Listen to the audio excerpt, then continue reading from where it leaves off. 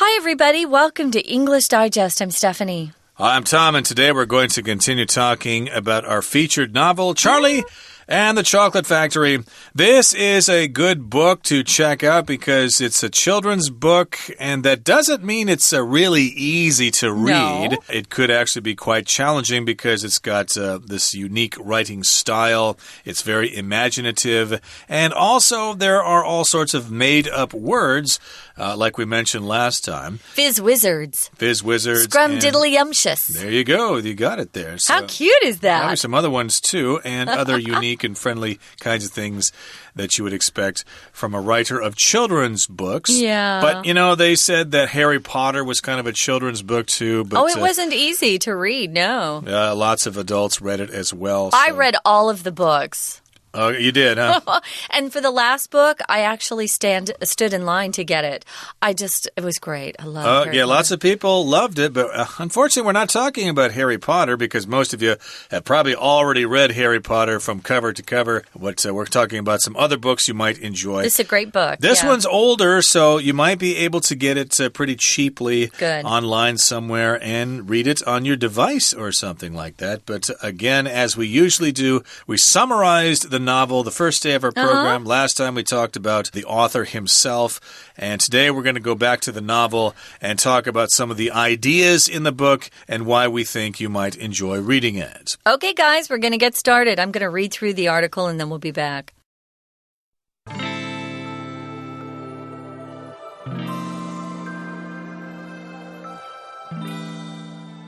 Dahl often explores themes related to the personal traits of his characters. In Charlie and the Chocolate Factory, Dahl analyzes wealth and poverty. The Bucket family members, though impoverished, live their lives with dignity. They don't yearn for extraordinary wealth. They learn to get by simply by living within their means.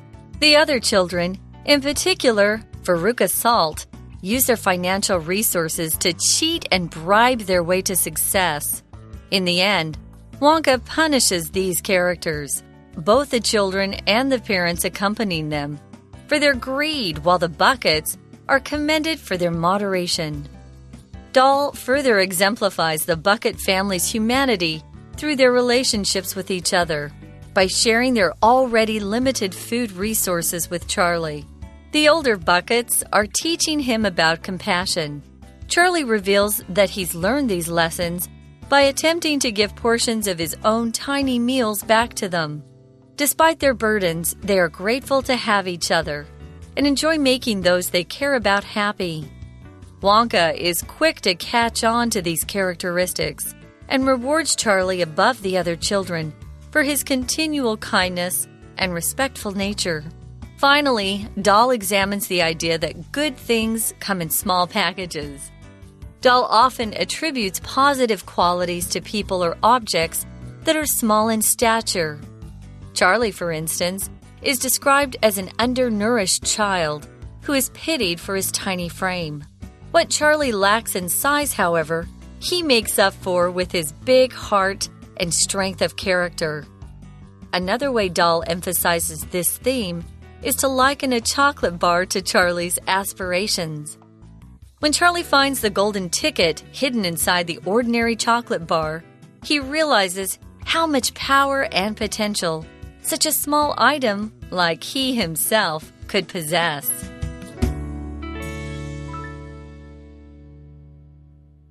It's now time to talk about today's lesson, okay? So again, it's a delicious read, a really tasty, good read, and the title is Charlie and the Chocolate Factory. And again, we're talking about Roald Dahl, the author. So Dahl here often explores themes related to the personal traits of his characters. Okay, so these are themes or ideas that he explores in his novels that he writes about.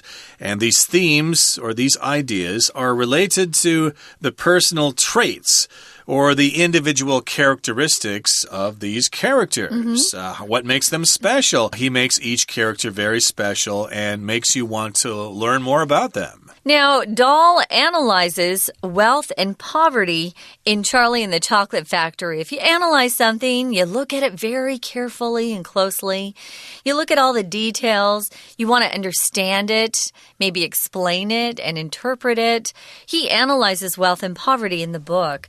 Now, the Bucket family members, though impoverished, live their lives with dignity. I love that sentence. Impoverished means to be very, very poor. So they are very poor, but even though they're extremely poor, they live their lives with dignity. Dignity is the state or quality of being worthy of honor or respect. So don't do anything that would hurt your honor or have people start to not respect you anymore. Exactly. Even though they're poor, they still have class. We could say that. Yeah. They live their lives with dignity. Of course, there are lots of poor people who do not have class, and there are actually a lot of rich people who do not have class, but there are still lots of rich people who have dignity as well. But here, this is an impoverished family, but they still live their lives with dignity. They are worthy of respect. Again, they share things with each other. They work together. They're a team and stuff like that. They don't try to steal things. They're honest and all that kind of stuff. And they don't yearn for extraordinary wealth. To yearn for something means you really, really want something. Yeah. Okay, I'm yearning for the opportunity to travel to Madagascar. I've heard about the lemurs there and I want to go there. I'm yearning to go there. Oh, it's just an example. Okay. Somebody might be yearning to go to Madagascar. But in any case here, if you talk about someone being really, really rich, you could say that they have extraordinary wealth. Extraordinary means not ordinary. Really, really something that you just don't see every day.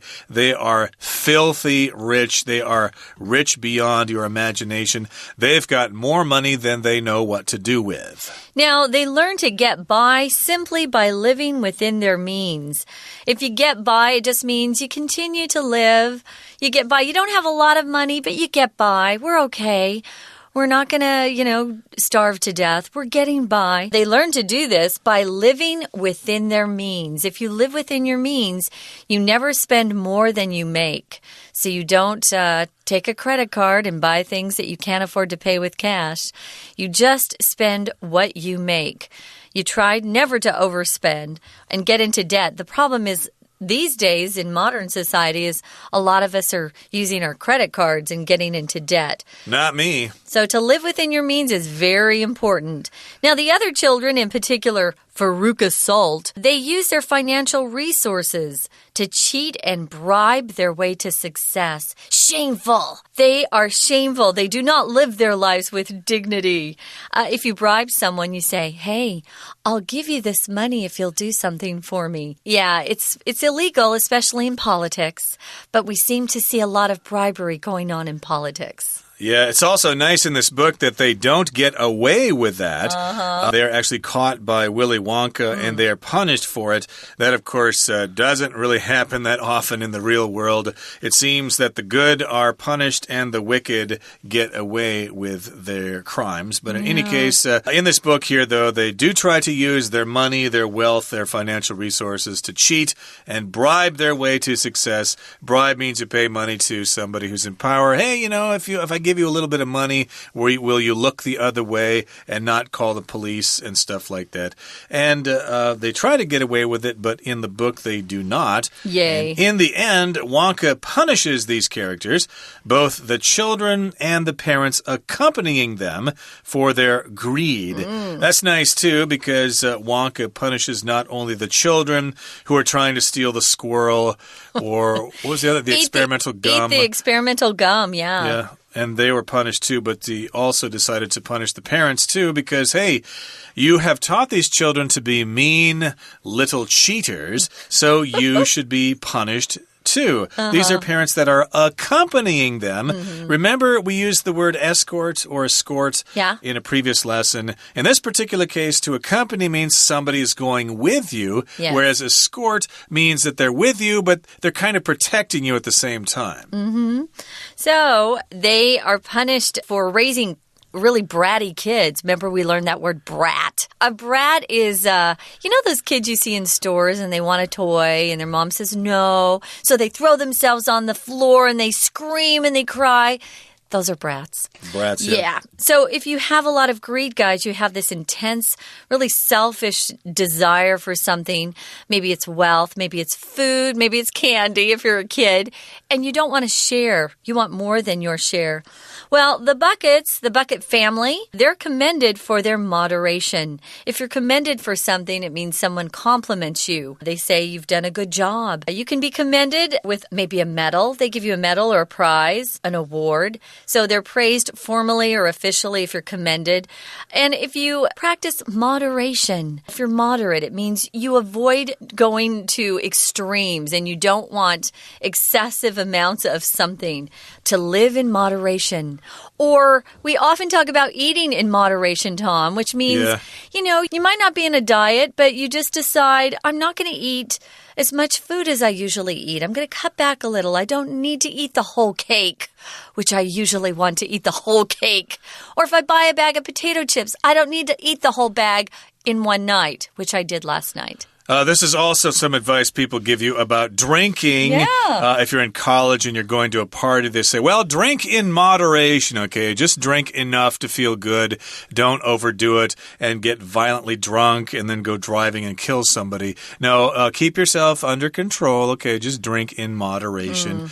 Don't go overboard. Now, in the next paragraph here, Dahl further exemplifies the Bucket family's humanity through their relationships with each other. And that is another wonderful trait of this book here, but we're going to actually explain some of these terms in just a second. But, I'm so tired right now. I need to take a break, so let's do that and listen to our Chinese teacher. Hello， 大家好，我是 Trevor， 欢迎收听 English Digest。今天我们要阅读的是文学单元 Unit 14的第3天课程。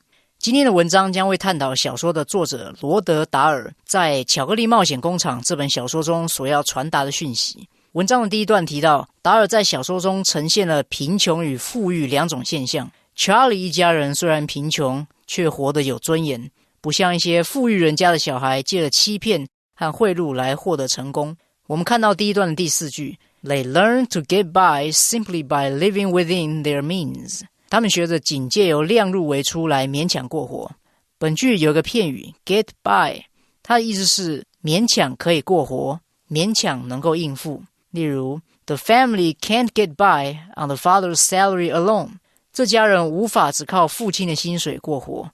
类似的片语还有 make ends meet. 例如 John has to work a second job to make ends meet. 约翰必须兼差另一份工作才能勉强过活。另外一个类似的片语是 scrape by. S-C-R-A-P-E. 例如 To my surprise, Miley can scrape by on just a few $100 a month. 令我惊讶的是，米莉一个月仅靠几百块就可以过活。我们接着看到这一句的一个名词 means, M-E-A-N-S, 在这里是指财产、收入的意思，一定是用复数形态，所以一定要加 s。而片语 within one's means 就是指在某人的财力之内。如果反过来要说超过某人的财力，则是用 beyond one's means。此外 means 还有另外一个意思，就是指方法、手段，单复数同形，所以也是一定要加 s。例如 Physical punishment should not be used as a means of controlling children's behavior. 体罚不该被用来当作控制孩子行为的手段。We're going to take a quick break. Stay tuned. We'll be right back.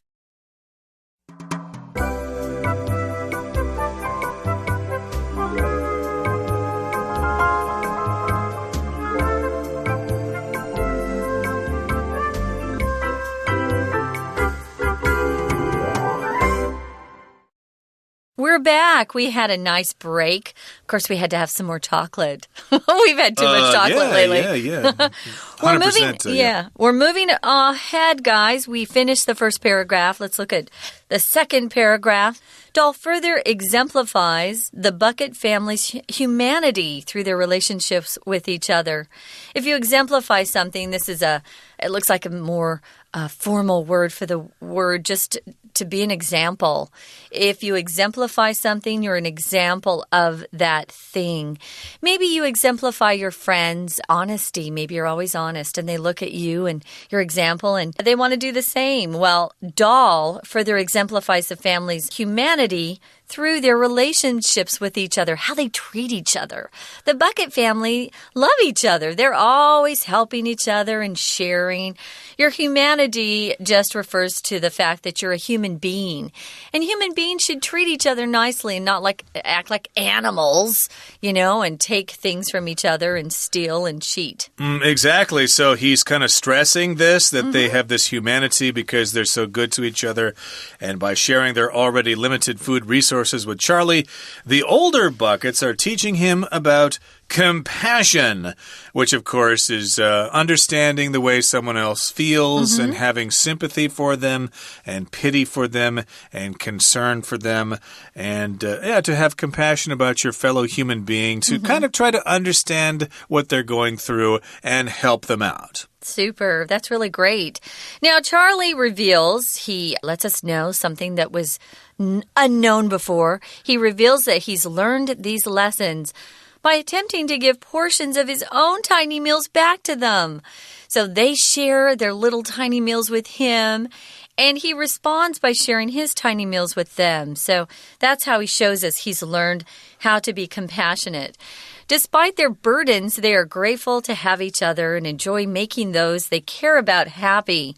Wow, if all families could act this way, the world would be a wonderful place. If you have a burden, guys, it just means you have something that's causing you to be weighted down. You feel like you have a heavy load. Maybe it's hardship. Maybe it's difficulties that you're going through in life. Maybe you're anxious, or maybe you're really sad because your girlfriend's broken up with you, or you lost your job. Things like that. Those are burdens sometimes we have to carry. Oh, heavy burden. So yes, despite these burdens, even though they have these difficulties with their lives, they're grateful to have each other and they enjoy making those they care about happy. Okay, so yes, we've got these burdens. We're poor. It's difficult for us to pay our bills and get enough to eat and prevent from getting sick and stuff like that. But hey, we're together. We are grateful for what we have. Grateful here means you're thankful or you're appreciative.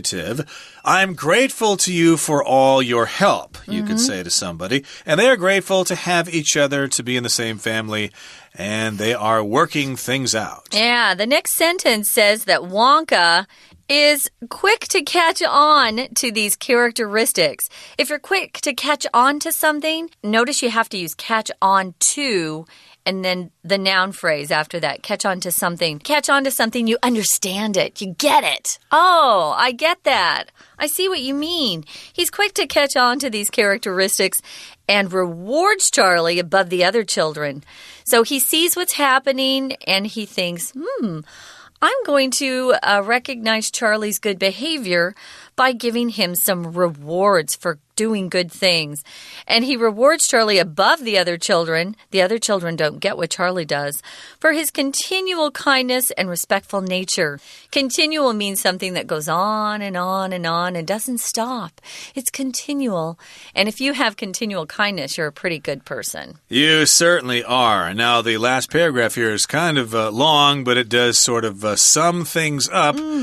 It says, finally, Doll examines the idea that good things come in small packages. Okay, so this is what he examines here. No, he's not giving you a test. In this particular sense, to examine something means to take a closer look at something and try to explore some ideas. And he's trying to tell us here that, hey, good things come in small packages. You don't have to wait until somebody gives you a nice expensive car, or you live in a big luxury apartment, or you get to go on a great trip to Paris and spend a summer there or something like that. Little things mean a lot. Maybe a weekend trip over to the park in Sanchong is just the greatest time you've ever had in your life. Or maybe just a little gift that's the size of a shoebox is the greatest gift you've ever received, and you cherish it for the rest of your life. Now, in the next sentence, Doll says often attributes or or thinks that positive qualities are in people or objects that are small in stature. Stature is height here.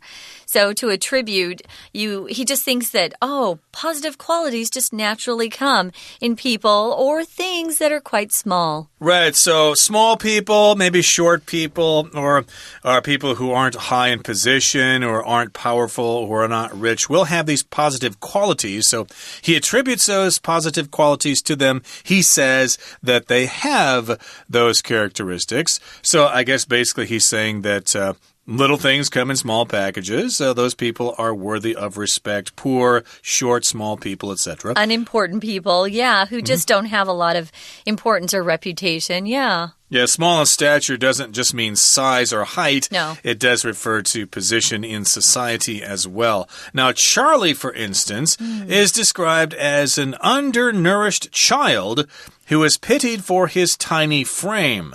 Okay, so he's described in this book by the author as being undernourished, which means he's not getting enough food, he's not getting enough vitamins and minerals in his diet. Like a lot of the children in North Korea, they often say that they're undernourished because of the big famine they had there back in the 90s or something like that. They were undernourished and they don't grow very tall. And, of course, he is pitied for his tiny frame. Frame here just means his body, basically. He's just not a big person. He doesn't have a lot of meat on him. He's kind of small and scrawny. He is really tiny, gosh. Well, what Charlie lacks in size, however, he makes up for with his big heart and strength of character. You can't judge people by their appearance, right? Don't judge a book by its cover, which is a very famous proverb. Don't judge a book by its cover. Got to open it up and see what's inside. Well, he has a great heart and he has a good character, strength of character. He does the right thing even when it's hard. Another way Dahl emphasizes this theme is to liken a chocolate bar to Charlie's aspirations. Your aspirations are your desires in life, your goals, what you really want to accomplish, what you really want to have in life. And how does that relate to a chocolate bar? Huh? Yeah, the chocolate bar kind of symbolizes his aspirations or his goals in life, okay? So, yes, indeed, he likes the chocolate bar, he enjoys it, but also there's a chance that he might get that golden ticket to have a tour of the factory, which eventually leads to him actually owning the factory, although he didn't know it at the time, okay? No. That was a complete surprise later on. He did not expect it. I suppose that's another theme, too, is that you keep your expectations low or, reasonable. In check, yeah. And don't overdo it with your aspirations. I'm going to be the president someday. I'm not going to stop until I get there. That might be a little unrealistic. But Charlie and his family got much more than they'd ever dreamed of, which is always fun. So he realizes how much power and potential such a small item like a chocolate bar, or himself, really, could possess. Potential is, someday you might be great, but you're not there yet, but you have the talent and the hard work to someday get there. And that's what Charlie had, You might develop into something really great in the future. A chocolate bar or even a scrawny little boy like Charlie may become something really powerful and important someday. And I also like the idea that Willy Wonka himself isn't really a rich, snobby kind of guy either. He kind of recognizes good qualities in people. So I think when Charlie and is it Charlie and his parents? His dad, I think. His dad or grandfather. Oh, grandfather Joe. Yeah, when they actually own the factory, they're not going to be really snobby rich people either. They're going to remember where they came from, and they're going to continue to respect the little people of the world, and it will be one big happy family. Oh, wouldn't it be nice if that really happened in the world? Okay, that brings us to the end of our lesson for today. Here comes our Chinese teacher. 文章的第二段提到，达尔借由 Charlie 一家人之间的关系来显示人性光明的一面。举例来说， Charlie 一家人虽然贫穷，却不吝惜和彼此分享自己所拥有的事物。我们看到第二段的倒数第二句 Despite their burdens, they are grateful to have each other and enjoy making those they care about happy. 尽管他们负担沉重，他们对于能拥有彼此感到感激，并且享受于让他们所在乎的人快乐。介系词 despite 的意思是尽管、虽然，相当于 in spite of， 后面只能接名词或 VING， 不可以接一个完整句子。例如 Despite his efforts, Jim failed the test. 尽管很努力，吉姆还是没有通过考试。如果你想在 despite 和 in spite of 后面接一个完整的句子的话，就必须先接 the fact that 才能再接完整句子。这个时候 despite the fact that 就相当于 although 或是 though。例如 Despite the fact that Lisa and Mary don't get along well, they seldom have arguments. 尽管丽莎和玛丽处得不好，他们很少起争执。接下来我们看到这一句有一个形容词 grateful， 意思是感激的、感谢的。它的名词是 gratitude, G-R-A-T-I-T-U-D-E。 如果我们要表示为了某事而感激某人，我们可以说 be grateful 或是 thankful to somebody for 加名词或 VING， 这就相当于 show gratitude 或 thankfulness to somebody for 接名词或 VING。 例如 I'm grateful to you for inviting me to your birthday party。 感谢你邀请我参加你的生日派对。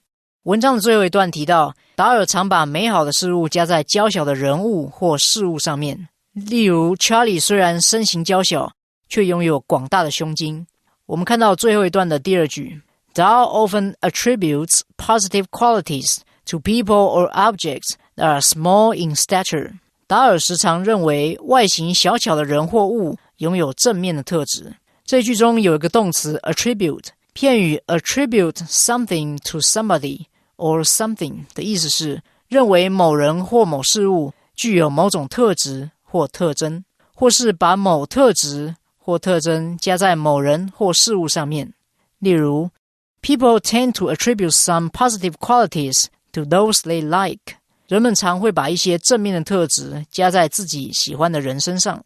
此外 attribute something to somebody or something 还有另一个意思是将某事物归因于某人或某事物。例如 The director attributed his success to his hard work。 这位导演将他的成功归因于他的努力。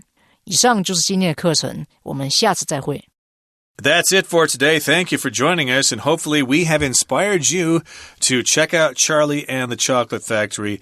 And if you don't have time to read it, well, you can watch the movie and rent the video from your nearest video store. From all of us here at English Digest, I'm Tom. I'm Stephanie. Goodbye. Bye.